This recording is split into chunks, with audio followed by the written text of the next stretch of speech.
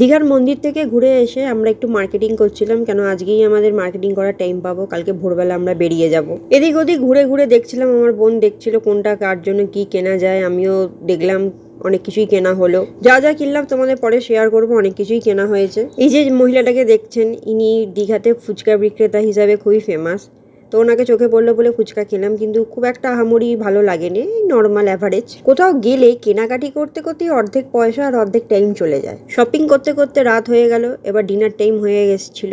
আমরা বেগুন ভাজা, রুটি এবং এঁচড়ের তরকারি খেয়েছিলাম, সিম্পল খাবার, কারণ পরের দিন সকালবেলা মর্নিংয়ে আমাদের বেরোতে হবে। এবার দেখাই তোমাদের কি কি কিনেছি। এই যে আমার বোন এই সাদা ব্যাগটা কিনেছে দীঘা থেকে, এই চিরুনিটা কিনেছে নিজে ইউজ করবে। ব্যাগটা 200 টাকা নিয়েছে আর চিরুনিটা নিয়েছে 80 টাকা।